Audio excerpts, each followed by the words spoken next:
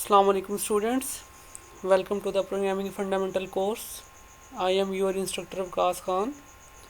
So students, जैसा कि हमने प्रीवियस फिज़िकल क्लास के लेक्चर में देखा कि हमारे पास बहुत सारी प्रोग्रामिंग लैंग्वेजेस अवेलेबल हैं जिनको यूज़ करते हुए हम कंप्यूटर के लिए सॉफ्टवेयर बना सकते हैं।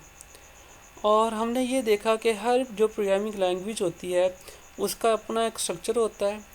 हमने उस स्ट्रक्चर को अंडरस्टैंड करना होता है और फिर उसी स्ट्रक्चर को फॉलो करते हुए हमने उस प्रोग्रामिंग लैंग्वेज के अंदर नए प्रोग्राम क्रिएट करने होते हैं। लेकिन उस प्रोग्रामिंग लैंग्वेज के अंदर प्रोग्राम क्रिएट करने के लिए देन अगेन हमें कोई ना कोई एक सॉफ्टवेयर रिक्वायर्ड होता है जिसको हम कंपाइलर या इंटरप्रेटर कहते हैं। और नॉर्मली हर प्रोग्रामिंग लैंग्वेज का अपना कोई ना कोई कंपाइलर या इंटरप्रेटर होता है। फॉर एग्जांपल, अगर आप पाइथन में प्रोग्राम करना चाहते हैं तो आपको पाइथन का कंपाइलर रिक्वायर्ड होगा जो कि आपके पाइथन के कोड को उस फॉर्म में कन्वर्ट करेगा कि आपका प्रोसेसर या आपकी मशीन जो है उसको अंडरस्टैंड कर सकती है। इसी तरह अगर आप सी या सी प्लस प्लस में प्रोग्राम राइट करना चाह रहे हैं तो उसके लिए आपको सी या सी प्लस प्लस का कंपाइलर रिक्वायर्ड होगा। तो नॉर्मली कंपाइलर का जो काम होता है वो ये काम होता है कि हम जो भी प्रोग्राम राइट कर रहे होते हैं वो प्रोग्राम तो कंप्यूटर के लिए अंडरस्टैंडेबल नहीं होता क्योंकि वो हाई लेवल प्रोग्राम होता है, या आप यूँ कह लें कि वो एक ऐसी लैंग्वेज के अंदर होता है जिसको कंप्यूटर अंडरस्टैंड नहीं कर सकता, क्योंकि हम जानते हैं कंप्यूटर सिर्फ बाइनरी लैंग्वेज अंडरस्टैंड करता है। तो फिर हम उस कंपाइलर को यूज़ करते हुए हम क्या करते हैं कि हमने जो प्रोग्राम लिखा होता है किसी भी प्रोग्रामिंग लैंग्वेज के स्ट्रक्चर को यूज़ करते हुए हम वो कंपाइलर को देते हैं और कंपाइलर क्या करता है उसको एक ऐसे फॉर्मेट में कन्वर्ट कर देता है जिसको कंप्यूटर अंडरस्टैंड कर सकता है। तो नॉर्मली हमारे पास हर प्रोग्रामिंग लैंग्वेज का अपना एक कंपाइलर है, हम सिर्फ उसी कंपाइलर को यूज़ कर सकते हैं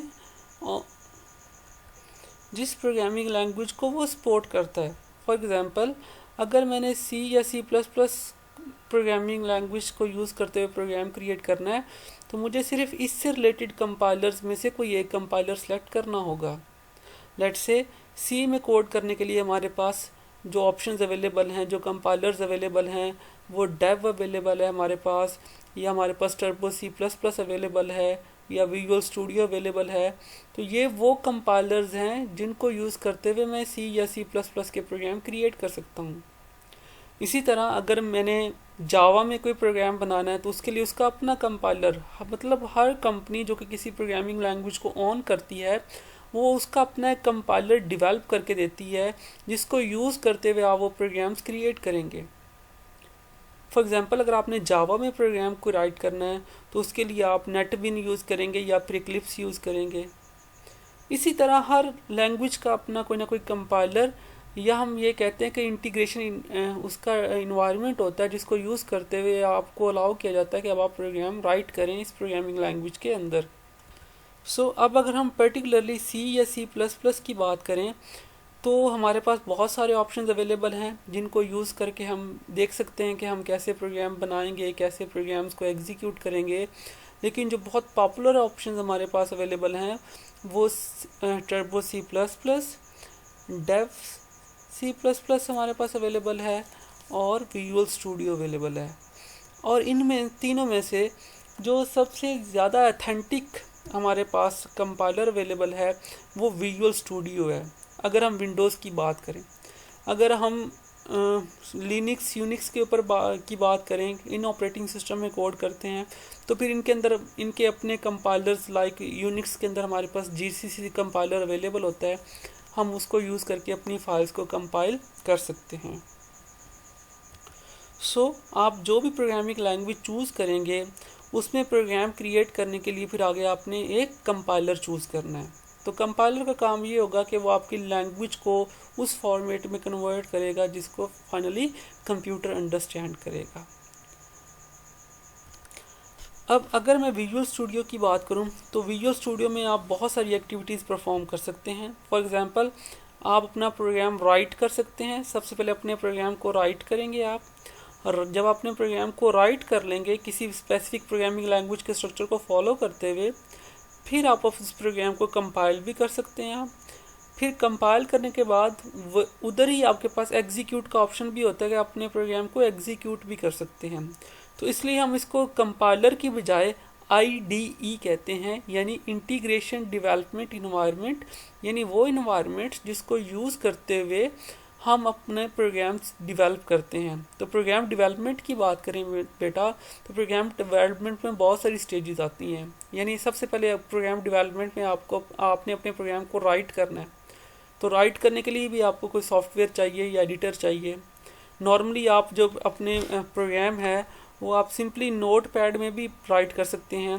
लाइक आपके पास जो ये नोट पैड या टेक्स्ट डॉक्यूमेंट्स अवेलेबल होता है, आप इसके अंदर भी प्रोग्राम राइट कर सकते हैं। तो लेट से मैंने इसको ओपन किया, अब मैं इसके अंदर प्रोग्राम राइट कर सकता हूँ अपना। तो ये मेरा बेसिकली एडिटर होगा, समथिंग लाइक दिस। तो मैं इसके अंदर अपना सारा जो प्रोग्राम है वो राइट कर सकता हूँ। तो हम जब विजुअल स्टूडियो को यूज़ कर रहे होते हैं तो इस तरह हमें सेपरेट किसी भी एडिटर की ज़रूरत नहीं होती। हमारा वो एडिटर उसी विजुअल स्टूडियो के अंदर ही अवेलेबल होता है, जिसको यूज़ करके हम प्रोग्राम को राइट कर सकते हैं। फिर जब प्रोग्राम्स को राइट कर लेते हैं हम, तो फिर हमने इसको कंपाइल करना होता है। फिर कंपाइलेशन के बाद हम उसको एग्जीक्यूट करते हैं। तो ये सारा काम कंबाइनिंगली विजुअल स्टूडियो परफॉर्म कर देता है। तो आज के मेरा जो ये सेशन है, इसके बेसिकली ऑब्जेक्टिव जो है वो ये है कि एक तो आपको ये बताना कि आपने विजुअल स्टूडियो इंस्टॉल कैसे करना है। फिर जब विजुअल स्टूडियो इंस्टॉल हो जाएगा तो फिर वो जो आपके पास सॉफ्टवेयर है उसे आपको इंट्रोडक्शन करवाना कि उसमें कौन कौन से कंपोनेंट्स हैं और आपने उन कंपोनेंट्स को कैसे यूज़ करना है। फिर आपको ये बताना कि विजुअल स्टूडियो में नॉर्मली आप लेट से अगर विजुअल स्टूडियो है तो उसके अंदर आप C का कोड भी राइट कर सकते हैं, C++ का कोड भी राइट कर सकते हैं, C# का कोड भी राइट कर सकते हैं, ASP.NET का कोड भी आप राइट कर सकते हैं। तो आपने फिर कैसे पर्टिकुलरली जो है आपने C++ का कोड राइट करना है या C++ का प्रोजेक्ट क्रिएट करना है आपने, तो वो देखेंगे हम। फिर हम एक दो एग्जांपल्स देख लेंगे कि हम कैसे प्रोग्राम राइट करते हैं, फिर कैसे उन प्रोग्राम्स को हम एग्जीक्यूट करते हैं, हमारे पास आउटपुट कैसे आती है, हम वेरिएबल्स कैसे क्रिएट करते हैं, मेमोरी लोकेशंस कैसे रिजर्व होती हैं, डाटा कैसे स्टोर होता है, डाटा स्क्रीन पे कैसे डिस्प्ले होता है हमारे पास आउटपुट की फॉर्म में। अगर एरर्स आते हैं तो हमने एरर्स को कैसे रीड करना है कि हमारा प्रोग्राम ठीक नहीं है, इसमें कोई एरर है, हमने इसको करेक्ट करना है। तो आज के सेशन का मतलब ये सारी चीज़ें आपको इंट्रोड्यूस करवाना है, ताकि जितने भी नेक्स्ट आपके प्रोग्राम्स आएंगे तो आप उनको यूजिंग सेल्फ प्रैक्टिस आप उनको सॉल्व कर सकें।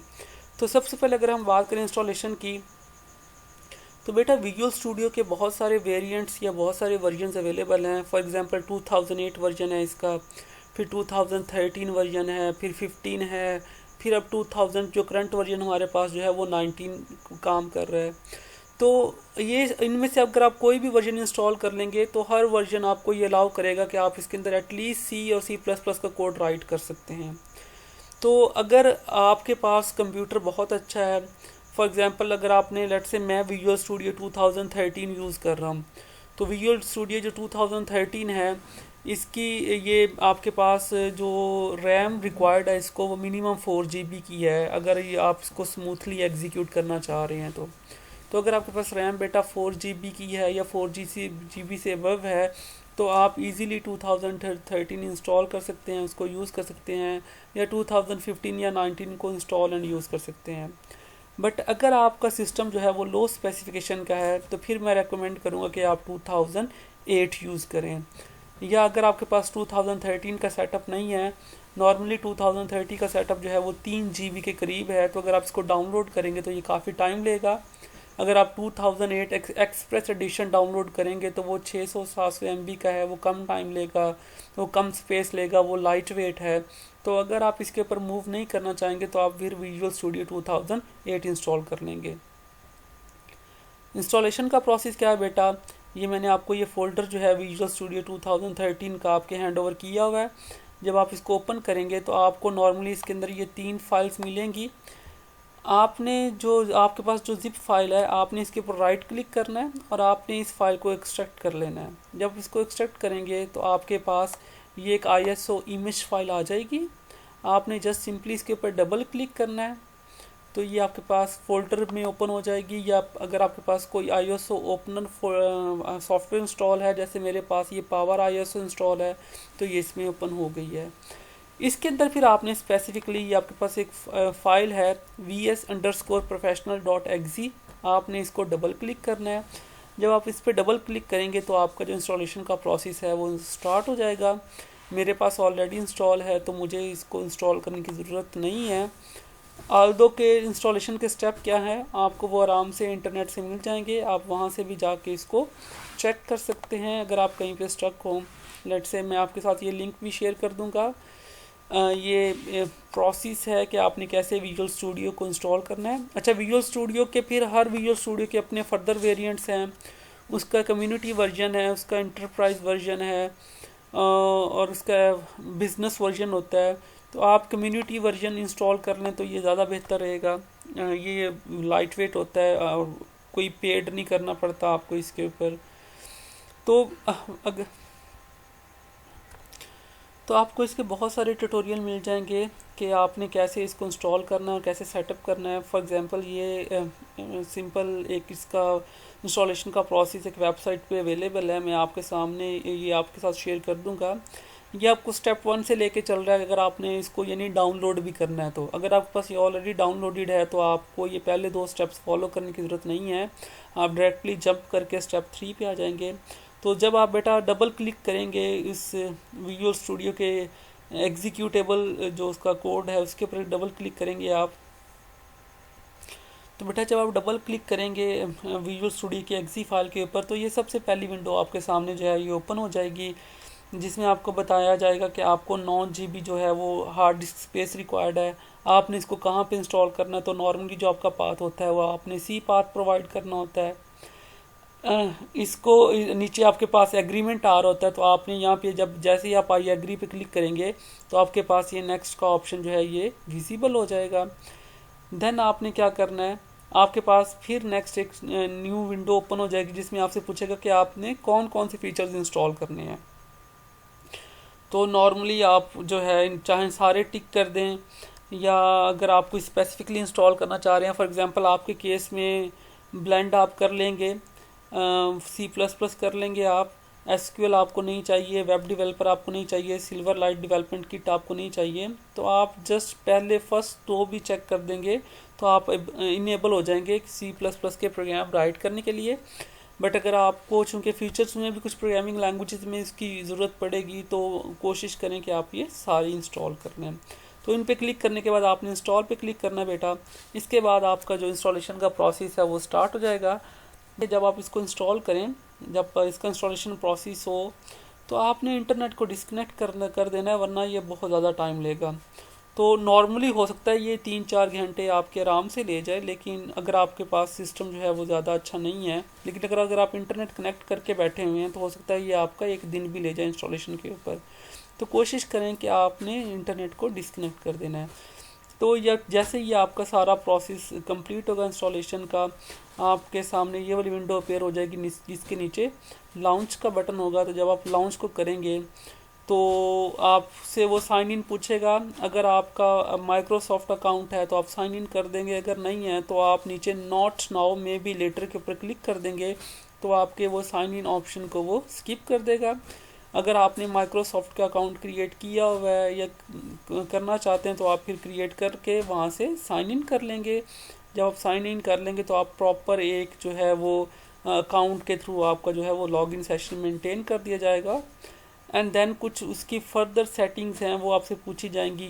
फॉर एग्जांपल वो उसकी अपीयरेंस की सेटिंग है कि कौन सी थीम आपने सेट करनी है और कौन सा इन्वायरमेंट आपने सेलेक्ट करना है। जब आपका न्यू विजुअल स्टूडियो स्टार्ट होगा तो आप इन ऑप्शंस को अपने अकॉर्डिंग जो है वो सेट कर सकते हैं कि आपको कैसी विजिबिलिटी चाहिए। नॉर्मली जो सबसे इसका बेसिक विजुअलाइजेशन है वो यही अच्छा है कि आप इसको ब्लू टिक रखें रादर देन आप डार्क या लाइट पे जाएं, क्योंकि वो उसकी अपीयरेंस जो है वो ज़्यादा बेटर है एज़ कम्पेयर टू ब्लैक के। तो ये प्रोसेस जो है ये मैं आपके साथ व्हाट्सएप पे इसका लिंक भी शेयर कर दूंगा कि आपने कैसे जो है किन स्टेप्स को फॉलो करते हुए आपने इसको इंस्टॉल करना है, और जब आप इंस्टॉल करेंगे तो फिर आपने उसको लॉन्च कर लेना। चूँकि मेरे पास ये ऑलरेडी इंस्टॉल है तो मैं डायरेक्टली इसको जाके ओपन कर लेता हूँ। तो विजुअल स्टूडियो 2013 इसको ओपन कर लिया।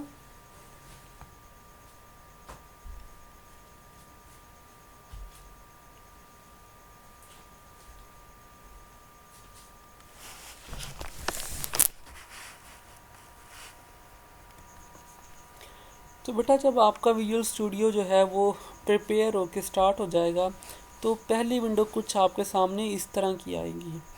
तो ये आपका वो प्रोग्राम है, ये आपका वो आईडीई है जिसमें आप अपने प्रोग्राम को अब राइट भी करेंगे, फिर आप इसको कंपाइल भी करेंगे, फिर आपको अगर आपके प्रोग्राम में कुछ एरर हैं तो ये आपके लिए एरर भी आइडेंटिफाई करके आपको देगा, और अगर आप एग्जीक्यूट करना चाहेंगे तो ये आपको एग्जीक्यूट भी करके दिखाएगा आपका प्रोग्राम। तो आपने करना क्या है, सबसे पहले आपने एक प्रोग्राम को इसमें क्रिएट करना होता है। तो आप फाइल पे जाएंगे, फाइल पे जाके आपने बेटा न्यू, और न्यू पे जाके आपने न्यू प्रोजेक्ट पे क्लिक करना है।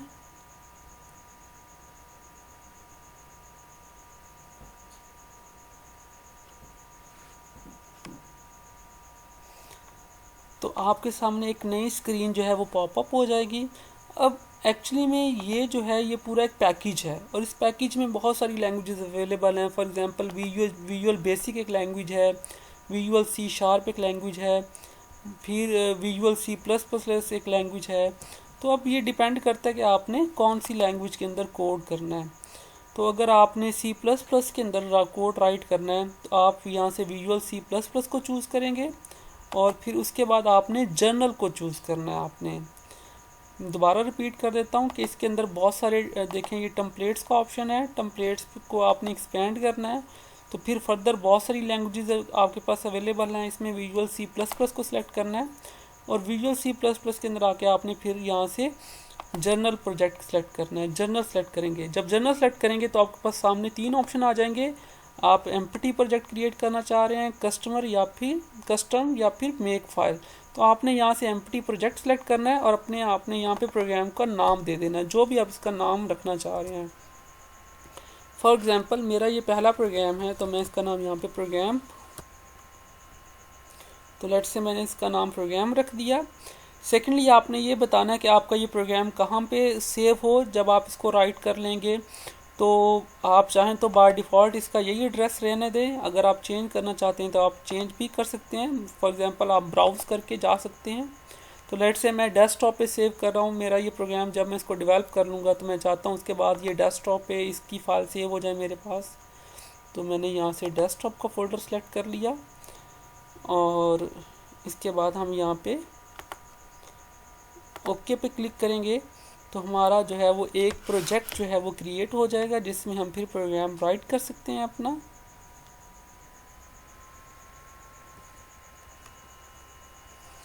तो ये देखें, ये मेरा प्रोग्राम के नाम से ही पहला प्रोजेक्ट मेरा क्रिएट हो चुका है। अब इसमें कुछ अगर मैं इस इन्वायरमेंट का आपसे इंट्रोडक्शन करवाऊँ, और इसके राइट साइड पे आपके पास सॉल्यूशन एक्सप्लोरर है। सॉल्यूशन एक्सप्लोरर में आपका करंट प्रोजेक्ट आ रहा होता है, और इसके अंदर जितने भी आपने फोल्डर्स या फाइल क्रिएट किए होते हैं आपके पास वो आ रही होती हैं। तो आपने करना क्या है, आपने बाकी किसी फाइल से आपका भी कोई ताल्लुक़ नहीं है, आपने जस्ट सोर्स फाइल पे जाना है, और फिर आपने इसके ऊपर राइट क्लिक करके यहाँ पे आपने ऐड पे आना है। ऐड पे आने के बाद आपने यहाँ पे न्यू आइटम पे आना है, और आपने यहाँ पे सिंपल सी प्लस प्लस की एक फ़ाइल क्रिएट कर लेनी है। इसका नाम बाय डिफ़ॉल्ट यहाँ पे source.cpp आ रहा होगा, लेकिन आप इसका नाम चेंज करके कुछ भी और सेट कर सकते हैं। मैं इसको चेंज नहीं करूँगा, जस्ट इसको सोर्स ही जाने दूँगा। तो सोर्स से मुराद ये है कि ये आपका हाई लेवल कोड की फ़ाइल है, कि आप यानी ये ऐसी फ़ाइल है जिसमें आप प्रोग्राम राइट करेंगे। तो जैसे ही मैंने इस फाइल को सेलेक्ट किया तो जैसे ही आप वहाँ से न्यू आइटम लेंगे तो आपकी वो फाइल यहाँ पे source.cpp stand for C plus plus की फ़ाइल है ये। तो सी प्लस प्लस की एक सोर्स फाइल जो आपके पास क्रिएट हो चुकी है, और इस फाइल के अंदर देखें अब ये ब्लू एरिया वाइट एरिया से रिप्लेस हो चुका है, क्योंकि ये फाइल ओपन है यहाँ पे, और यहाँ पे लाइन नंबर आ रही है और कर्सर हमारा यहाँ पे ब्लिंक कर रहा है। तो अब हम यहाँ पे अपना जो कोड है वो राइट कर सकते हैं, अपना प्रोग्राम राइट कर सकते हैं। तो हमने देखा कि जब हम प्रोग्राम राइट करते हैं तो सबसे पहले हम प्री प्रोसेसर डायरेक्टिव्स को यूज़ करते हैं, और हमारे पास एक प्री प्रोसेसर डायरेक्टिव है आईओ स्ट्रीम के नाम से, हम उसको यूज़ करते हैं। तो फिर मैंने अपने उस प्री प्रोसेसर डायरेक्टिव को यहाँ पे इंक्लूड कर लिया है। अच्छा, ये जो हमारे पास विजुअल स्टूडियो डेवलपमेंट इन्वायरमेंट है, ये हमें खुद गाइड भी करता है। लेट्स से मैं जब यहाँ पे आईओ स्ट्रीम राइट करूँगा तो जितनी भी रिकमेंडेशन होंगी मेरे पास इस लाइब्रेरी के नाम से, वो मेरे पास आनी स्टार्ट हो जाएंगी। तो मैं यहाँ से आईओ स्ट्रीम पिक कर लेता हूँ एंड देन ये कर एंगल ब्रैकेट्स क्लोज होगी। तो इसके बाद हमने मेन फंक्शन क्रिएट करना होता है। तो ये वो कोड है जो मेरा लाजमी हर फाइल के अंदर आएगा।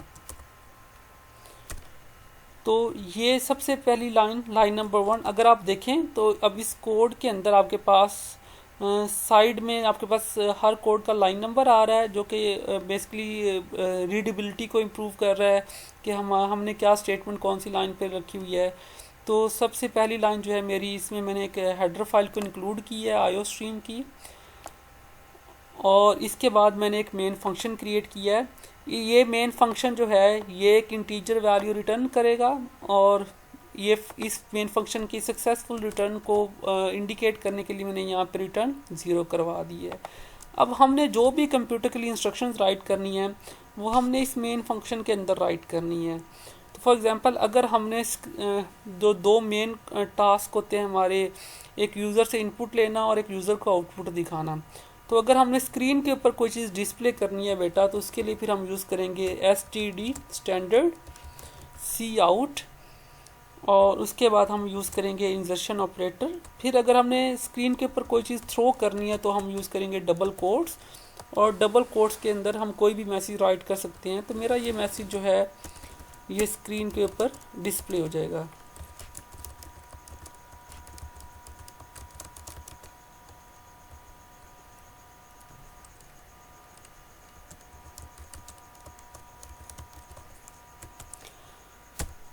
और मेन के अंदर आप जो भी कमांड लिखेंगे, आप उस कमांड के एंड के ऊपर हमेशा सेमीकोलन डालेंगे, जो कि टर्मिनेटर को रिप्रेजेंट करेगा कि यहाँ पे हमारी एक कमांड जो है वो एंड हो चुकी है। अब अगर मैंने एक और कमांड देनी है तो मैं अगेन यूज़ करूँगा std सी आउट,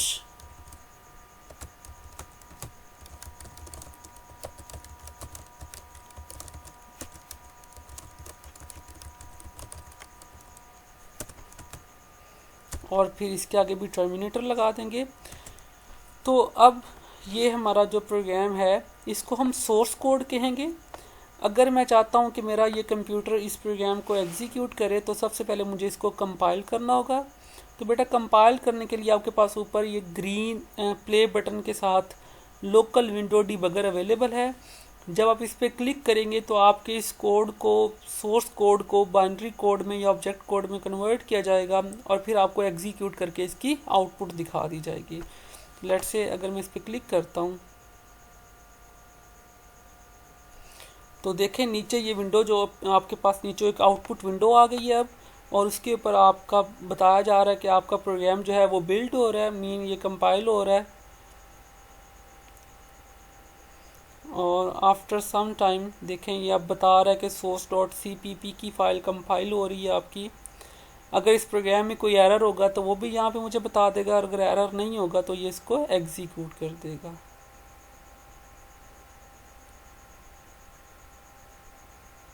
सो प्रोग्राम में कोई एरर नहीं आया तो उसने इसको एग्जीक्यूट कर दिया, लेकिन हुआ ये है कि एग्जीक्यूट हुआ है जो वो मुझे स्क्रीन पे कुछ नज़र नहीं आया, क्योंकि मेरे प्रोग्राम कैसे एग्जीक्यूट हुआ है बेटा, यहाँ से एग्जीक्यूशन स्टार्ट हुई है मेरे प्रोग्राम की, उसके बाद ये स्टेटमेंट एग्जीक्यूट की है, फिर ये स्टेटमेंट एग्जीक्यूट की है, और ये दोनों स्टेटमेंट एग्जीक्यूट करने के बाद ये फंक्शन अपनी एक्टिविटी जो है वो रिटर्न 0 करके इसने ख़त्म कर दी है। तो ये दोनों मैसेजेस स्क्रीन पे आए हैं, लेकिन वो इतने क्विकली यहाँ से चले गए हैं कि मुझे वो मैसेजेस जो हैं वो विजिबल ही नहीं हुए।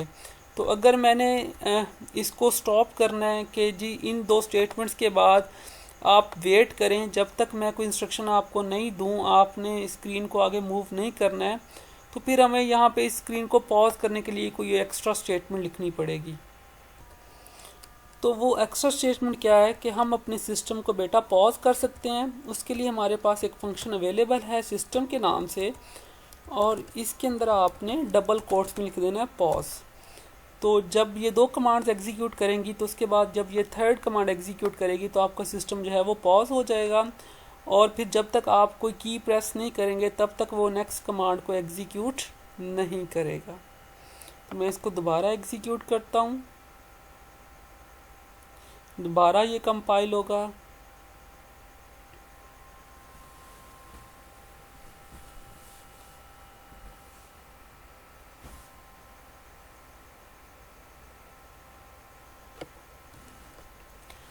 तो हमारा प्रोग्राम जो है वो कंपाइल हो चुका है, और देखें इसकी ये आउटपुट जो है ये मेरे पास यहाँ पे इस फॉर्म में आ रही है। ये देखें जो मैसेज मैंने वहाँ पे लिखा था वही मैसेज मेरे पास यहाँ पे लिखा हुआ आ रहा है, लेकिन यहाँ पे मैंने कमांड्स दो लाइंस में दी हैं, लेकिन यहाँ पे मेरे पास जो आउटपुट है वो एक ही लाइन में आ रही है। तो नॉर्मली हमारा जो कंपाइलर होता है वो लाइन ब्रेक को खुद से हैंडल नहीं करता। अगर मैंने कुछ स्क्रीन पे डिस्प्ले करना है और मैंने दरमियान में कोई लाइन ब्रेक देनी है तो उसके लिए फिर हमें सेपरेटली एक्सप्लिसिटली जो है वो लाइन एंड जो है वो पुट करना पड़ता है। तो उसके लिए तरीका क्या है कि आप यहाँ पे एक कीवर्ड है एंड एल का, आप उसको यूज़ कर लें, और उसको भी आपने सेपरेट आउट करना है इंसर्शन ऑपरेटर के साथ।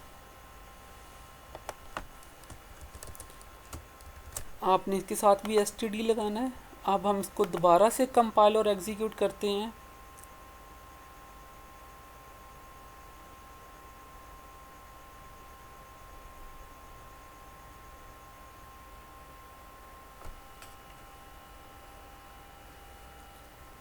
तो अब आप देख सकते हैं जो आउटपुट है वो दो सेपरेट लाइन के ऊपर आ रही है। तो जब पहली लाइन कमांड प्रिंट हुई है तो उसके बाद लाइन ब्रेक हुई है, और फिर लाइन ब्रेक होने के बाद सेकंड जो लाइन है उसका मैसेज जो है वो प्रिंट हो गया है। अच्छा, अब अगर आप चाहते हैं कि आप कोई अगेन एंड अगेन एसटीडी हर दफ़ा आपको ना लिखना पड़े, आप यहाँ पे इसको वन टाइम डिफाइन कर देंगे by using name space STD. जब इसको वन टाइम डिफाइन कर देंगे तो आपको फिर आगे एसटीडी कहीं पे भी लिखने की ज़रूरत नहीं पड़ेगी। आप जस्ट इसको वन टाइम डिफाइन कर देना ऊपर अपने प्रोग्राम में, दैट्स इट।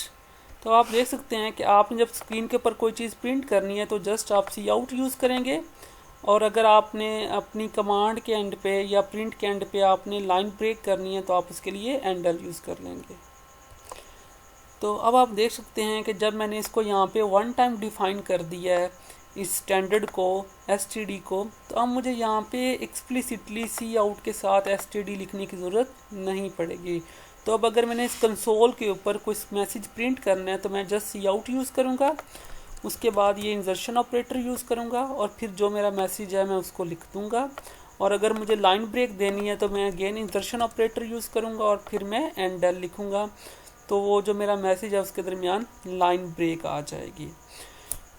अब अगर हम नॉर्मली देखें तो हमारे पास बेटा हर प्रोग्राम के अंदर कुछ डाटा आ रहा होता है, हमने फिर उस डाटा को प्रोसेस करना होता है, और प्रोसेस करके फिर हमने एक आउटपुट कैलकुलेट करनी है और वो आउटपुट स्क्रीन के ऊपर डिस्प्ले करनी होती है।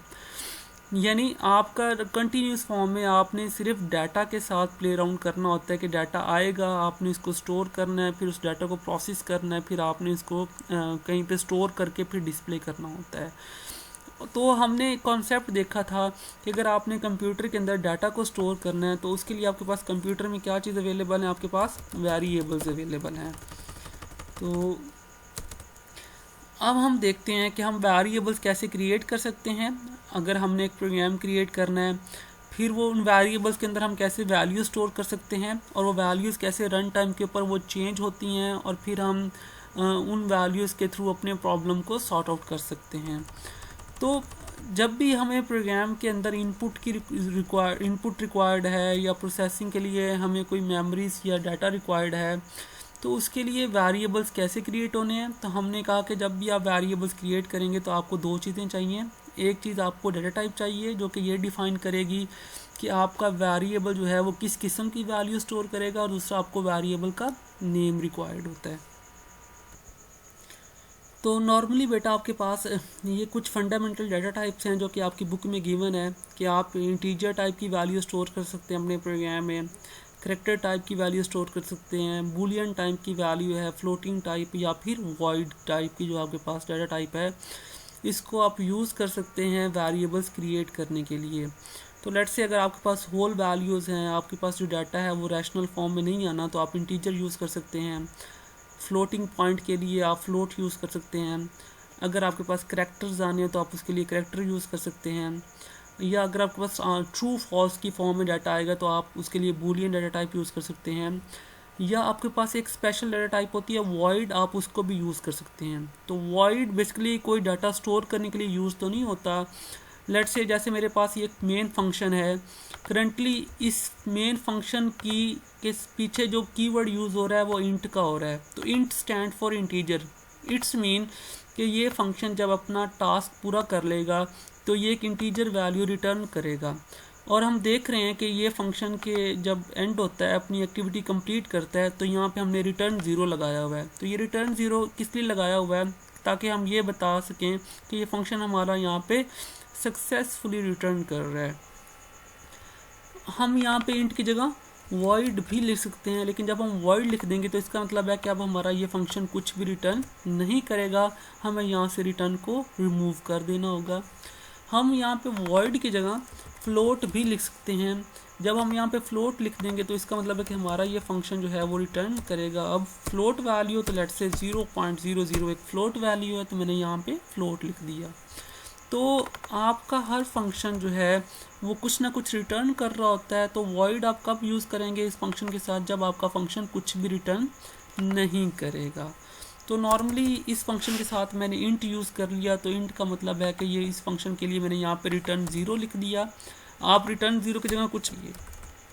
तो आई होप सो कि आपको जो ये वाला पॉइंट है वो क्लियर हो गया होगा कि हम यहाँ पे इंट क्यों यूज़ कर रहे हैं।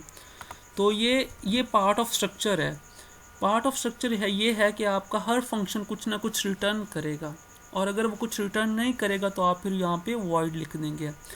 और अगर आपने यहाँ पे कुछ रिटर्न करवाया हुआ है तो फिर आपका जब वो फंक्शन एंड होगा, फॉर एग्जांपल ये फंक्शन यहाँ पे जाके एंड हो रहा है, इसकी सारी एक्टिविटी जिससे पहले डिफाइन है, तो मुझे यहाँ पे लाजमी कोई ना कोई इंटीजर वैल्यू जो है वो रिटर्न करवानी ही करवानी है। अब बात करते हैं डाटा टाइप की। तो हमारे पास जो बेसिक डाटा टाइप्स हैं उनमें एक डाटा टाइप इंटीजर है, तो हम इंटीजर टाइप का वेरिएबल क्रिएट कर सकते हैं। क्रिएट करने का तरीक़ेकार क्या है कि आपने सबसे पहले डाटा टाइप देनी है, लेट्स से इंटीजर, फिर आपने अपने वेरिएबल का नाम रखना है। तो आप वेरिएबल का नाम कोई भी रख सकते हैं, लेकिन आपने कुछ रूल्स को फॉलो करना है। फॉर एग्जांपल मैंने इसमें एक नंबर स्टोर करना है, तो मैंने इसका नाम रख दिया नंबर। तो मेरे पास ये जो नंबर है ये एक मेमोरी लोकेशन बन जाएगी जिसके ऊपर मैं कोई भी इंटीजर टाइप की वैल्यू जो है वो स्टोर कर सकता हूँ। तो बेटा रूल ये है कि आपका जो वेरिएबल का नेम होगा उसमें स्पेसिस नहीं आएंगी।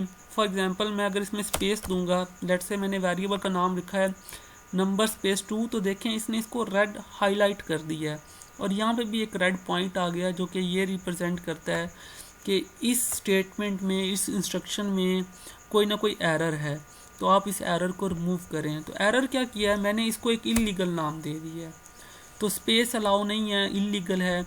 आप इसके स्टार्ट में कभी भी, तो ये आपके कुछ रूल्स यहाँ पे गिवन है बुक में, आपने हमेशा उन रूल्स को फॉलो करना है जब भी आप किसी वेरिएबल्स का नाम सेट करेंगे।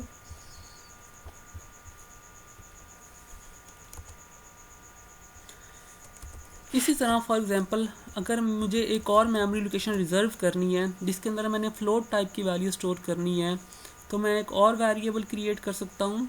और लेट्स से मैं अब इस वेरिएबल को, इसको भी एक नाम असाइन कर देता हूँ। तो हम नाम सिंपल कर लेते हैं, फॉर एग्जांपल इसका नाम हम ए कर लेते हैं, फ्लोट टाइप वेरिएबल का नाम हम बी कर लेते हैं। अब अगर मैंने करैक्टर टाइप की वैल्यू स्टोर करनी है तो उसके लिए हम एक वेरिएबल सी क्रिएट कर लेते हैं। अगर मुझे डेसिमल में लार्ज वैल्यू स्टोर करनी है तो उसके लिए हम वेरिएबल डबल कर सकते हैं, तो लेट्स से इसका नाम हम डी रख देते हैं। तो इस तरह मेरे पास, अब मैंने इस प्रोग्राम में क्या किया है बेटा, 4 मेमोरी लोकेशंस ले लिए हैं। मेरे पास 4 मेमोरी लोकेशंस हैं जिनके ऊपर मैं डाटा स्टोर कर सकता हूँ, और चूंकि ये वेरिएबल हैं तो मैं इनका डाटा चेंज भी कर सकता हूँ। तो लेट्स से मेरे पास अगर ए है तो मैं ए के ऊपर कोई भी होल वैल्यू स्टोर कर सकता हूँ। तो वैल्यू स्टोर करने के लिए हम क्या यूज़ करते हैं, हम असाइनमेंट ऑपरेटर यूज़ करते हैं। तो लेट्स से हमने लिखा ए, अब अगर ए के ऊपर कोई वैल्यू स्टोर करनी है तो लेट्स से मैंने इसके ऊपर 23 स्टोर कर दिया। तो जब ये प्रोग्राम एग्जीक्यूट होगा बेटा, तो आपके इस प्रोग्राम के लिए 4 मेमोरी लोकेशन क्रिएट की जाएंगी, जिसमें एक मेमोरी लोकेशन इंटीजर टाइप की होगी, एक फ्लोट टाइप की, एक करैक्टर टाइप की और एक डबल टाइप की। तो जो इंटीजर टाइप की मेमोरी लोकेशन है इसके ऊपर हमने 23 जो है वो स्टोर कर दिया। अब अगर हम देखना भी चाहते हैं कि ए के अंदर क्या वैल्यू स्टोर पड़ी हुई है, तो हम इसको सी आउट ऑफ ए करके चेक कर सकते हैं। लेट्स से मैं इसको एग्जीक्यूट करता हूँ और मेरे पास सामने आ जाएगा कि ए के ऊपर मैंने क्या वैल्यू स्टोर की हुई है।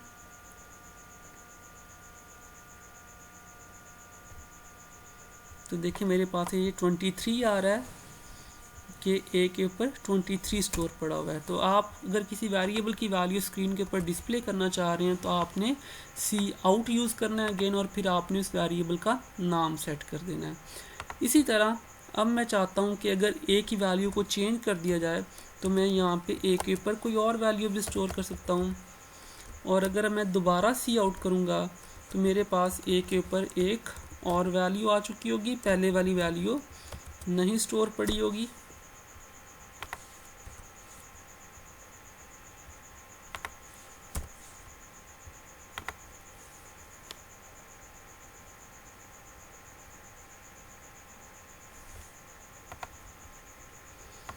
कोशिश करें कि जब भी आप स्क्रीन के ऊपर डिस्प्ले करें कुछ, तो उसके बाद आप एंड एल यूज़ करें ताकि आपकी जो आउटपुट है वो क्लियरली विजिबल हो, वरना आप वो लाइन ब्रेक नहीं करेगा तो आपको आउटपुट स्पेसिफिकली सही तरह विजिबल नहीं होगी।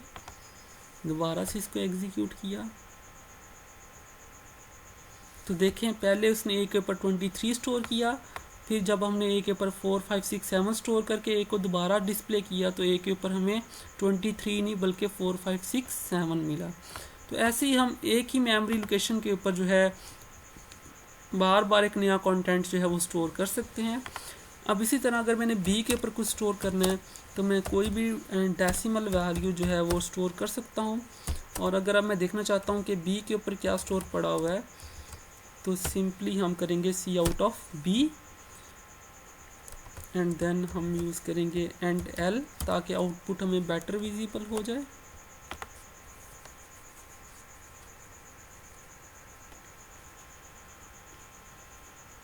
तो आप देख सकते हैं पहले ए की वैल्यू विजिबल हुई है 23, फिर ए की वैल्यू अपडेट हो गई है वो विजिबल हो रही है, और फिर हमने जो बी की वैल्यू असाइन की हुई है वो भी विजिबल हो रही है 58.8765। तो जब भी देखें ये प्रोग्राम एग्जीक्यूट करता है तो मेरी ये वाली कमांड है ये सारी की सारी एग्जीक्यूट करती हैं, और जब जो ऑपरेशन मैं यहाँ परफॉर्म करता जा रहा हूँ मुझे वो स्क्रीन के ऊपर विजिबल हो रहे हैं। तो स्क्रीन के ऊपर सिर्फ वो चीज़ें विजिबल होंगी आप जिनके साथ सी आउट यूज़ करेंगे, बाकी आपके ऑपरेशन सिर्फ आपके इंटरनल प्रोग्राम का पार्ट होंगे। अब हम एक एग्जांपल के थ्रू देखते हैं कि हम कैसे कोई प्रॉब्लम सॉल्व करते हैं। तो नॉर्मली हमारे पास प्रोग्रामिंग में जो प्रॉब्लम आती है उसमें हमें एक प्रॉब्लम स्टेटमेंट दी होती है और उस प्रॉब्लम स्टेटमेंट को हमने खुद सॉल्यूशन में कन्वर्ट करना होता है। तो लेट्स से मैं बुक के अंदर से कोई एक प्रॉब्लम उठा लेता हूँ जिसको हम सॉल्व करके देख लेंगे। आपने बेटा इस पूरे चैप्टर को बहुत ही केयरफुली स्टडी करना है, क्योंकि जब आप इसको केयरफुली स्टडी करेंगे तो ये जो इसके छोटे छोटे कॉन्सेप्ट हैं स्पेसिफिकली आपने देखना है कि ये टेबल 2.5 में कुछ स्पेशल करैक्टर दिए गए हुए हैं, ये किस काम के लिए यूज़ होते हैं। तो एट द एंड आप इसकी एक्सरसाइज को फिर आराम से सॉल्व कर लेंगे। इन डाटा टाइप्स को केयरफुली स्टडी करें कि ये डाटा टाइप्स जो हैं ये क्या काम कर रही हैं। ये जो कोड दिया होता है इस कोड को स्टडी किया करेंगे। ये देखें ये आपको बताया हुआ कि आपने कैसे वेरिएबल्स को डिफाइन करना है और फिर आपने कैसे वेरिएबल्स के अंदर आपने वैल्यूज़ गेट करनी है। अच्छा, अब इससे पहले कि मैं एग्जांपल्स के ऊपर मूव करूं, एक और जो इम्पोर्टेंट चीज़ है जो मैं आपसे डिस्कस करना चाहूँगा वो ये है कि देखें स्क्रीन के ऊपर आउटपुट दो चीज़ें हैं। एक चीज़ जो है हमारे पास वो इनपुट है और दूसरी चीज़ हमारे पास है आउटपुट। तो आउटपुट मीन स्क्रीन पे हमने कुछ डिस्प्ले करना है, तो उसके लिए हमारे पास क्या अवेलेबल है, सी आउट। और सी आउट के बाद हम डबल जो है वो ऑपरेटर डालेंगे ग्रेटर देन के, जिसको हम इंजर्शन ऑपरेटर भी कहते हैं। और उसके बाद अगर हमने कोई मैसेज डिस्प्ले करना है तो उसको डबल कोट में डिस्प्ले करेंगे, for example this is message. या फिर हमने क्या करना होगा, हमने किसी मेमोरी लोकेशन की वैल्यू दिखानी होगी। तो अगर लेट से मैंने एक यहाँ पे वेरिएबल क्रिएट किया इंट ऑफ ए, और इस ए के ऊपर मैंने कोई वैल्यू स्टोर की है और मैंने ये वैल्यू दिखानी है, तो इसके लिए भी हम यूज़ करेंगे सी आउट ऑफ एंड ए। और जब भी आप कोशिश करें आपने सी आउट किया हुआ है कुछ, तो जब आपका मैसेज एंड हो जाए तो फिर आप एंडल यूज़ करें। और यहाँ पे अगर आपने वेरिएबल की वैल्यू दिखानी है तो आपने विदाउट डबल कोट्स वेरिएबल का नाम लिखना है और फिर आपने इसके साथ भी यूज़ करना है एंड एल। तो सी आउट का तो रोल यही है बेटा, यानी आपने आउटपुट के लिए हमेशा सी आउट यूज़ करना है। और आपके पास आउटपुट दो में से एक चीज़ें आ रही होंगी, या तो आपने कुछ वेरिएबल्स क्रिएट किए हुए हैं, आपने आंसर्स कैलकुलेट किए हुए हैं, वो वेरिएबल्स में स्टोर पड़े होंगे, तो आपने उनकी वैल्यू को स्क्रीन पे दिखाना है। या फिर आपने क्या किया होगा, आपने सिंपली कोई मैसेज राइट किया है, आपने उस मैसेज की वैल्यू डिस्प्ले करनी होगी। रही बात इनपुट की, तो इनपुट आप हमेशा वेरिएबल्स के ऊपर स्टोर करेंगे। मेन इनपुट से क्या मुराद है कि यूज़र ने कीबोर्ड से कोई वैल्यू इनपुट की है, कोई नंबर इनपुट किया है, आपने उसको एक मेमोरी के अंदर स्टोर करना है, ताकि आप फिर उसके ऊपर कोई प्रोसेस अप्लाई करके आप उसके आउटपुट कैलकुलेट कर सकें। तो जब भी आपने इनपुट गेट करनी है तो सबसे पहले आपने वेरिएबल क्रिएट करना है। अब डिपेंड करता है कि आपके पास जो इनपुट है वो किस फॉर्मेट में आएगी। फॉर एग्जांपल अगर मेरे पास इनपुट फ्लोट फॉर्म में आएगी तो मैंने फ्लोट फॉर्म में एक वेरिएबल क्रिएट करना है। लेट से मेरे पास एक नंबर आना है तो मैंने उसके लिए नंबर नाम का एक वेरिएबल ले लिया। ठीक है, अब इनपुट गेट कैसे करनी है, मैंने इनपुट गेट करने के लिए आप जो कमांड यूज़ करेंगे वो सी इन की यूज़ करेंगे। जैसे आउटपुट के लिए सी आउट है वैसे इनपुट के लिए सी इन है। और इसके लिए आपने एक्सट्रैक्शन के ऑपरेटर यूज़ करने हैं। उसके बाद आपने क्या करना है, वेरिएबल का नाम लिखना है। और ये लाजमी आपने याद रखना है कि आप हमेशा उस वेरिएबल में इनपुट गेट करेंगे जो वेरिएबल ऑलरेडी डिफाइंड होगा। फॉर एग्जांपल अगर मैं यहाँ पे एक और सीन यूज़ करता हूँ और मैं यहाँ पे z लिख देता हूँ वेरिएबल, तो z तो मेरे पास डिफाइन ही नहीं है ऊपर। तो जो चीज़ डिफाइन नहीं है उसके अंदर आप कभी इनपुट गेट नहीं कर सकेंगे। Mean you can always create first the variables, then फिर आप उस वेरिएबल को वैल्यू असाइन भी कर सकते हैं, उस वेरिएबल में वैल्यू इनपुट भी करवा सकते हैं। तो लेट्स से अगर मैंने यहाँ पे z यूज़ करना है तो फिर पहले मुझे यहाँ पे z को क्रिएट करना पड़ेगा। तो आपने हमेशा ख्याल रखना है कि आपने पहले वेरिएबल्स क्रिएट करने हैं और फिर आपने उसके अंदर इनपुट लेनी है। अब अगर आप लेट्स से अब जब ये प्रोग्राम मैं इसको एग्जीक्यूट करूँगा तो सबसे पहले एक मेमोरी लोकेशन नंबर बनेगी, फिर एक मेमोरी लोकेशन z बनेगी, फिर मैं जो नंबर फिर स्क्रीन स्टॉप हो जाएगी और मुझसे इनपुट मांगेगी, तो मैं जो नंबर इनपुट करूँगा वो इस वेरिएबल में स्टोर हो जाएगा। फिर सेकेंडली मैं जो वैल्यू इनपुट करूँगा वो z में स्टोर हो जाएगी और फिर उसके बाद ये वाला कोड चलना स्टार्ट हो जाएगा। अब लेट्स से अगर हम देखना चाहते हैं कि क्या वाकई हमने जो नंबर इनपुट किया है वो स्क्रीन के ऊपर वो नंबर में जाके स्टोर हुआ या नहीं हुआ, तो आप सी आउट ऑफ नंबर करेंगे तो नंबर में जो भी वैल्यू है वो आपके पास सामने विजिबल हो जाएगी। तो ये सी आउट के साथ आप कोशिश करें एट द एंड आप हमेशा एंडल यूज़ करें। अच्छा, अब नॉर्मली जब हम यूज़र से कोई चीज़ इनपुट करवाते हैं तो यूज़र को हम गाइड भी करते हैं। तो गाइड करने के लिए हम यूज़र को हम क्या करते हैं, हम मैसेज देते हैं। फॉर एग्जांपल मैं यूज़र को मैसेज दे रहा हूँ enter a float value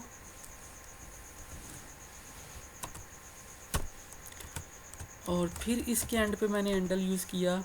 और जब यूज़र एक नंबर एंटर कर लेगा तो फिर दोबारा मैसेज दे देते हैं उसको एंटर अनदर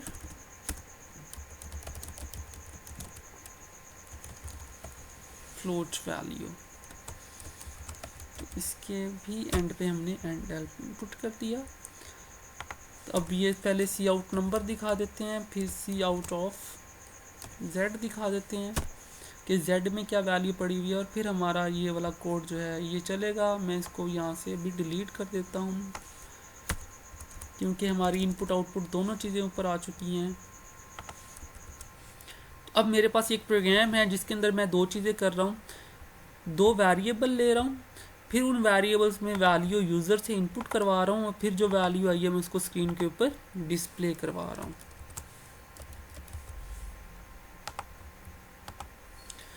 तो इसको एग्जीक्यूट करते हैं। तो देखें मेरे पास जो मैंने यहाँ पे सी आउट में प्रॉम्प्ट किया हुआ था वो मैसेज एज इट इज़ आ गया, एंटर अ फ्लोट। तो और इसके नीचे ही कर्सर ब्लिंक कर रहा है मेरे पास। तो जब तक मैं कोई वैल्यू इनपुट नहीं करूँगा तो मेरा ये प्रोग्राम जो है इसी स्टेटमेंट के ऊपर ठहरा रहेगा। तो जैसे ही मैं कोई value screen through keyboards input करूँगा तो उसके बाद नेक्स्ट वैल्यू जो है वो स्टेटमेंट एग्जीक्यूट करेगी। तो लेट्स से मैं एक फ्लोट वैल्यू जो है 45.45 जो है वो एंटर करता हूँ। अब देखें जैसे ही मैंने ये वैल्यू इनपुट किया है प्रोग्राम आगे एग्जीक्यूट किया है, ये वाली स्टेटमेंट चली है जिसके अगेंस्ट मेरे पास ये मैसेज आ गया, एंटर अनदर फ्लोट वैल्यू। अब लेट्स से मैं एक और फ्लोट वैल्यू अगर इनपुट करता हूँ 65.65, तो देखें अब मेरी वो जो दोनों वैल्यूज़ हैं वो यहाँ पे नज़र आ गई हैं क्योंकि मैंने z को भी और नंबर को भी डिस्प्ले किया हुआ था। अच्छा, अगर आप चाहते हैं कि आपका ये जो मैसेज है ये इसकी विजिबिलिटी और अच्छी हो जाए, यानी पता चले कि ये कौन से वेरिएबल की आपने वैल्यू डिस्प्ले की हुई है, तो आप इसके साथ अपना मैसेज भी कंबाइन कर सकते हैं। आपने करना क्या है, यहाँ पे अगेन डबल इंसर्शन के ऑपरेटर डालने हैं आपने और फिर यहाँ पे अपना मैसेज भी साथ ही लगा देना है। For example this is the value of number variable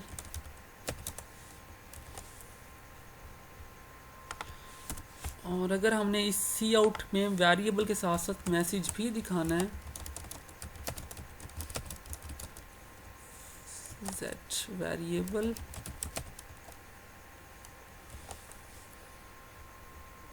और इसको अगेन हमने इंसर्शन ऑपरेटर मीन जो चीज़ आपने आउटपुट दिखानी है आप दरमियान में इंसर्शन ऑपरेटर डाल के उसको सेपरेट करते जाएं। दोबारा इसको एग्जीक्यूट करेंगे, दोबारा हमारा प्रोग्राम एग्जीक्यूट होगा, ये दोबारा वैल्यू मांग रहा है। अगेन मैं 45.45 for number and 65.65 for z। तो देखें अब मेरे मैसेज जो मेरी वेरिएबल की वैल्यूज़ है उनके साथ मैसेज भी लिखा हुआ आ रहा है कि this is value of number variable and this is value of z variable. It's mean मैं मेमोरी लोकेशन पे जो स्टोर कर रहा हूँ मेरे पास वो वापस रिटर्न होके आ रहा है। अब हर प्रोग्राम में बेटा यही होगा, आपने इनपुट के लिए मेमोरी लोकेशंस क्रिएट करनी है, उनको यूज़र से इनपुट करवाना है, फिर आपने प्रोसेस डिफाइन करना होगा, वो आपका मोस्टली मैथ की फॉर्म में आ रहा होगा, और फिर आपने जो भी प्रोसेस करके आपने आउटपुट कैलकुलेट की होगी आपने उसको सी आउट के थ्रू आउट फिर वापस स्क्रीन पे डिस्प्ले कर देनी है। तो लेट्स से मैं यहाँ से कोई प्रॉब्लम उठाता हूँ और मैं उसको सॉल्व करता हूँ जो कि आपकी बुक में गिवन है। आपका जो पहला प्रोग्राम है उसमें इसने बताया कि आप ऐसे स्क्रीन पे स्टार प्रिंट करके दिखाएं, तो इसमें कोई प्रोसेस नहीं है पहले 2-3 प्रोग्राम्स के अंदर, तो मैं इसको इग्नोर कर रहा हूँ।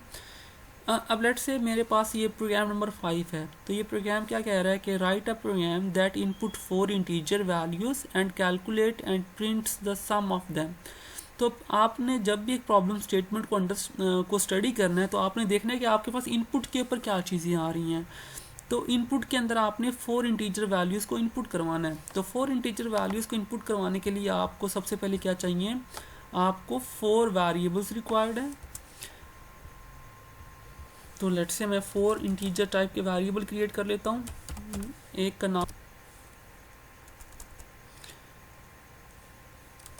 फॉर एग्जांपल वेरिएबल का नाम हम नंबर 2 पहला वेरिएबल हो गया मेरा, फिर एक वेरिएबल नंबर 3, फिर इंटीजर टाइप का वेरिएबल नंबर 4 और फिर एक इंटीजर टाइप का वेरिएबल नंबर 5। तो मेरे पास ये 4 वेरिएबल क्रिएट हो चुकी हैं। मैंने 1 से नहीं स्टार्ट किया बल्कि मैंने 2 से स्टार्ट किया है। अच्छा, एक तो हम इसको सेपरेट स्टेटमेंट के ऊपर भी क्रिएट कर सकते हैं, या फिर इसका एक शॉर्टकट भी है कि आप इनको क्या करें, कॉमा लगा लें और फिर आप आगे एक और वेरिएबल क्रिएट कर लें। तो ये 2 डिफरेंट मेथड हैं, जो भी आपको बेटर लगे आप उसको यूज़ कर सकते हैं, दोनों में कोई फ़र्क नहीं है। तो ये आपके पास क्या हो जाएगा, ये आपके पास 4 मेमोरी लोकेशंस क्रिएट हो गई हैं, एक नंबर 2 के नाम से, एक नंबर 3 के नाम से, नंबर 4 एंड नंबर 5। आपने डुप्लीकेट कभी नहीं करना, वेरिएबल्स नेम को यूनिक होने चाहिए हमेशा। सबसे पहले आपने क्या करना है, इन 4 नंबर्स को यूज़र से आपने इनपुट करवाना है। अब क्वेश्चन को फर्दर रीड करते हैं। और फिर हमने क्या करना है, सम कैलकुलेट करना है। तो हमने जो आउटपुट कैलकुलेट की है उसके लिए भी हमें एक वेरिएबल चाहिए होगा। तो अगर 4 इंटीजर्स वैल्यू है, अगर हमने उनका सम कैलकुलेट करना है तो वो भी हमारे पास एक इंटीजर वैल्यू ही आएगी, तो इंटीजर ऑफ सम आ गया। अब सबसे पहले हमने इन 4 वैल्यूज़ को इनपुट करवाना है। तो इनपुट करवाने के लिए हम यूज़र को मैसेज देते हैं। सबसे पहले सी आउट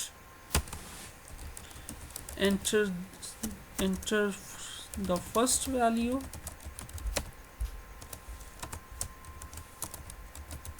एंड एल।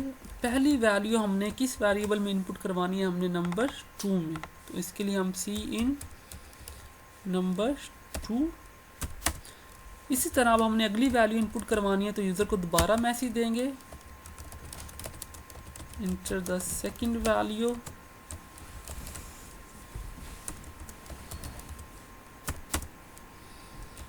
और इसके लिए हम यूज़ करेंगे नंबर 3। इसी तरह अगली वैल्यू इनपुट करवानी है, तो C out enter the third value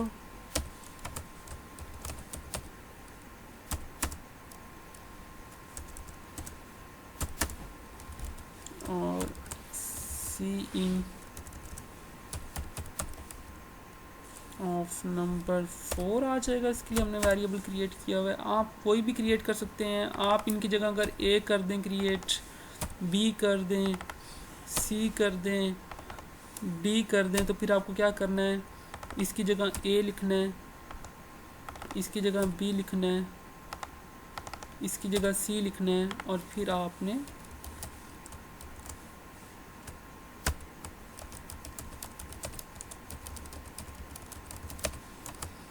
enter the fourth value. ठीक है, तो ये आपके पास चारों नंबर जो हैं जब इनपुट हो जाएंगे वेरिएबल्स में, तो अब आपने इनका सम कैलकुलेट करना है। सम कैसे कैलकुलेट करेंगे आप, फोर्थ वैल्यू के लिए सी इन ऑफ डी आ जाएगा। तो सम कैसे कैलकुलेट करेंगे आप लिखेंगे ए के बाद, क्योंकि हमने प्लस का ऑपरेशन परफॉर्म करना है, तो B plus C plus D. तो हमारे पास इन 4 वैल्यूज़ का सम कैलकुलेट होके किस मेमोरी लोकेशन में स्टोर हो जाएगा, सम की मेमोरी लोकेशन में।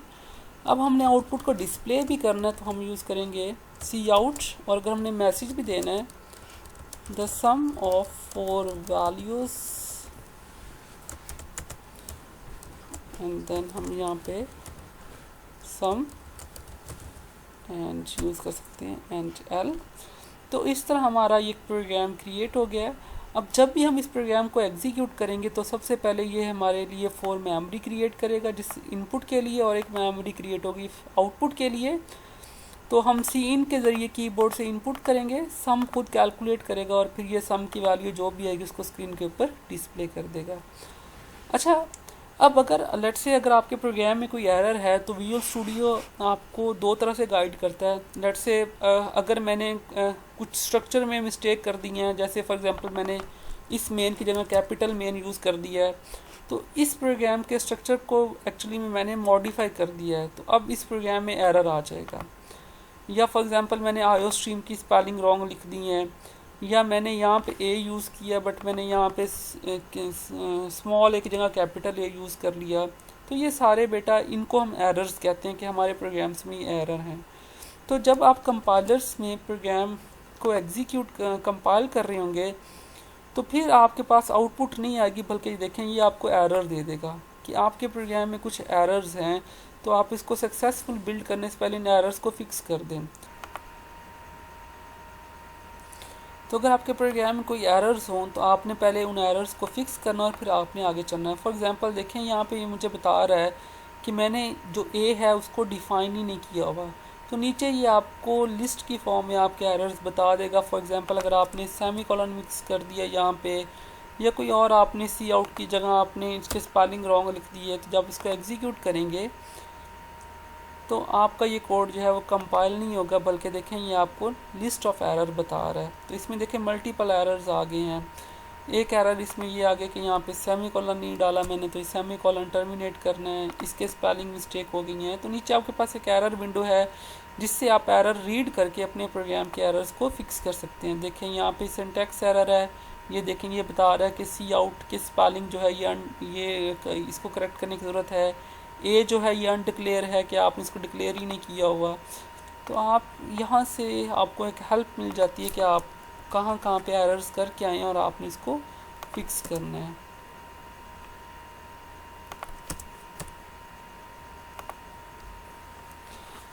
अब इसको एग्जीक्यूट करेंगे, कोई एरर नहीं होगा तो ये सक्सेसफुल कंपाइल होकर एग्जीक्यूट कर जाएगा।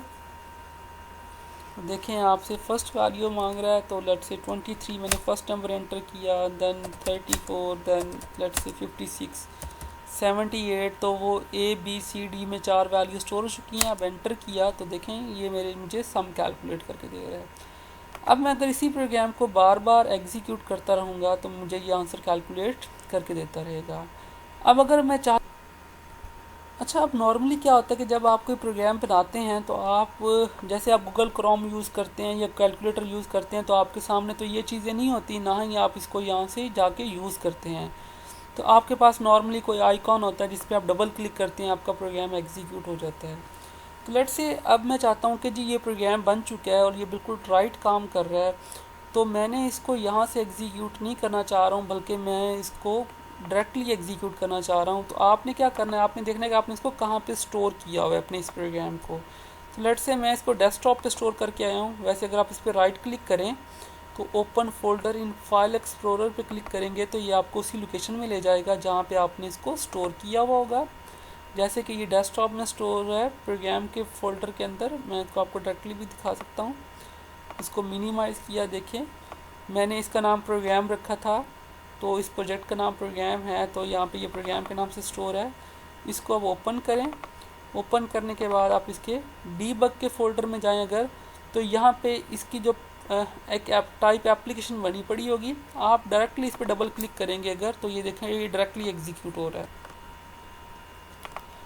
अच्छा, अब अगर आप चाहते हैं कि आपको ये प्रोग्राम बार बार यहाँ से जाके एग्जीक्यूट ना करना पड़े, और नॉर्मली होता भी यही है कि आप जब प्रोग्राम्स को एग्जीक्यूट करते हैं तो आपके पास कोई सोर्स कोड नहीं होता, बल्कि आप उसको डायरेक्टली कोई आइकॉन पे क्लिक करते हैं तो आपके पास जाके वो एग्जीक्यूट हो जाता है। तो उसके लिए आपको क्या करना पड़ेगा, आपने वहाँ पे जाना है जहाँ पे आपने जब आपने फर्स्टली इस प्रोग्राम को क्रिएट किया और आपने पाथ दिया कि इसको कहाँ पे स्टोर करें। तो लेट्स से मैंने इसको डेस्कटॉप का पाथ दिया हुआ था, तो ये मेरे पास डेस्कटॉप पे देखें एक प्रोग्राम का फोल्डर बना हुआ है, जो कि बेसिकली इस प्रोजेक्ट का नाम भी मैंने प्रोग्राम ही रखा हुआ है, तो इसी के नाम पे फोल्डर बना हुआ है। आपने इस फोल्डर को ओपन कर लेना है बेटा। इस फोल्डर के अंदर आपको मल्टीपल फर्दर फोल्डर्स और फाइल मिलेंगी। तो अगर आपने सिर्फ इस प्रोग्राम को रन करना है जो कि आपने ऑलरेडी डेवलप किया हुआ है, तो आप डीबग के फोल्डर में जाएंगे। डीबग के फोल्डर में आपको प्रोग्राम के नाम के 3 फाइल्स मिलेंगी। इनमें आपकी एक फ़ाइल जो है वो एज ए एप्लीकेशन काम कर रही होगी। तो अगर आपको ये ना मिले तो आपने व्यू अपना डिटेल फॉर्म में कर लेना और देखना कौन सी फ़ाइल आपकी एप्लीकेशन टाइप की है। तो आपने इस एप्लीकेशन टाइप की फ़ाइल पे डबल क्लिक करना है। तो अब आपका प्रोग्राम जो है वो बगैर विजुअल स्टूडियो के डायरेक्टली रन हो जाएगा, जो कि आप वन टाइम डेवलप कर चुके होंगे। अब आपसे दोबारा इनपुट मांग रहा है, आपने इनपुट देनी है, तो आपके सामने ये दोबारा से आउटपुट आ जाएगी। अब अगर आपने दोबारा से सम कैलकुलेट करना है तो आप देखें दोबारा इनपुट दें आप, तो आपके पास ये दोबारा आउटपुट आ जाएगी। तो हम कर भी यही रहते हैं प्रोग्राम में, हम वन टाइम डेवलप करते हैं और बार बार उसको यूज़ करते हैं। तो देखें मैं जब भी इसको एग्जीक्यूट करता हूँ तो ये मेमोरी लोकेशन के अंदर वैल्यू स्टोर करता है, और स्टोर जब चारों वैल्यूज़ हो जाती हैं तो सम की मेमोरी लोकेशन को ये अपडेट करता है by calculating sum of all these 4 values, और फिर हमें आंसर डिस्प्ले कर देता है। So this is how gonna programs work. और आप हमेशा यही करते हैं कि आपको प्रॉब्लम स्टेटमेंट गिवन होगा, आपने प्रॉब्लम स्टेटमेंट के अकॉर्डिंग वेरिएबल्स क्रिएट करने हैं, फिर देखना है कि इनपुट में क्या आएगा, फिर ये आपका प्रोसेस हो गया और फिर ये आपके पास आउटपुट हो गई है। और सिस्टम पॉज मैंने लगाया हुआ है कि ताकि मैं अपनी आउटपुट को स्क्रीन के ऊपर देख सकूं। जब तक मैं अलाउ ना करूं तब तक मेरे पास स्क्रीन डिसअपेयर नहीं होगी। रिटर्न 0 से मुराद ये है कि मेरा मेन फंक्शन की चूँकि रिटर्न इंटीजर टाइप है, तो इसलिए मैंने यहाँ पे रिटर्न एक इंटीजर वैल्यू करवाई हुई है जो कि सक्सेसफुल रिटर्न को जाहिर कर रही है। तो अब आपने ये काम करना है बेटा कि आपने इस बुक में जाना है और आपके पास जितने भी ये प्रोग्राम है कि ये स्टैरिक कैसे बनते हैं, इसके लिए आप चैप्टर को रीड करेंगे केयरफुली तो आपके पास मेथडोलॉजी आ जाएगी कि आपने कैसे ये पैटर्न्स बनाने होते हैं। सिंपली आपने ये देखें, एक लाइन से दूसरी लाइन पे जाना है तो आपने एंडल यूज़ करना है, और इसमें देखें पहली लाइन पे 1 स्टार, P2 P3, स्पेसिस कैसे हैंडल करनी है। तो आपने बेटा मुझे ये जो 10 प्रोग्राम्स हैं ये आप इसको विजुअल स्टूडियो में बनाएंगे, और फिर आपने मुझे इसका जो सोर्स कोड है एज ए असाइनमेंट, आपने असाइनमेंट नंबर 2 के तौर पे मुझे सैटरडे को सबमिट करवाना है। आप अगर आपको कोई क्वेश्चन होगा तो आप मुझसे वो व्हाट्सएप पे डिस्कस कर सकते हैं। थैंक यू एंड अल्लाह हाफिज़।